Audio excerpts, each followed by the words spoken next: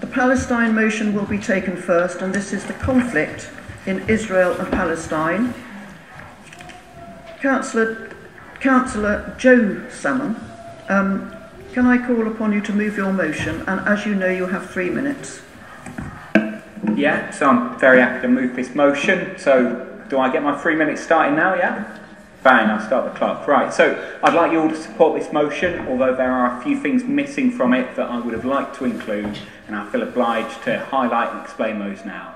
You might notice, first of all, this motion does not condemn the horrific attacks on the 7th of October. That's something I feel very uncomfortable about personally. I think there's no contradiction in opposing the occupation and the subjugation of Palestine and condemning the horrific attacks we saw on the 7th of October. And I would say, to be morally consistent, you must hold both positions simultaneously.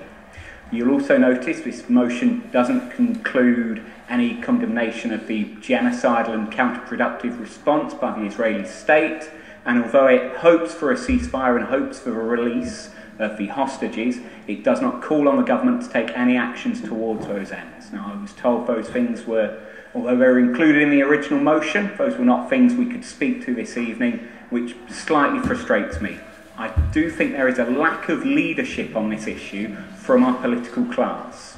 And there are two common traps I think people fall into when they encounter horror like we're seeing today in Gaza, that started on that horrific day on the 7th of October. The first thing people will do is they will witness that horror and they will feel terrible sense of powerlessness, but that will fade over time, and they will begin to accept those horrible things as just one of the grim realities of the world, like a natural disaster almost. Or alternately, they will decide or continue to believe that one side is the side of truth and justice, and the other side, no matter what their position, is simply evil. And from that point on, all atrocities that are carried out, even those that are carried out by the side they believe to be true and just, are actually the fault of the other side they label as evil.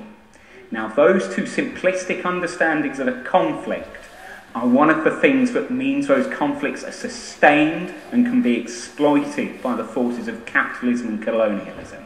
Now, make no mistake, I know it's going to make me fairly unpopular and probably unelectable, but I'm not going to make it easy for this council to adopt either one of those simplistic understandings of this conflict. Now, I would ask you to support this motion because it is unashamedly pro-peace. Now, there is a need for us as a council to show leadership here that is not being shown by our national government. We are one of the few countries that does not support a ceasefire in the UN, and that is shameful. Now, this motion only goes a small way to addressing the problems we face, but I would still ask you to support it because it does make that a few small tentative steps.